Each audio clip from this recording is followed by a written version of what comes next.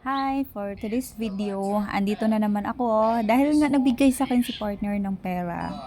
Babawasan ko ng 10 pesos para iboto ko si Fiang.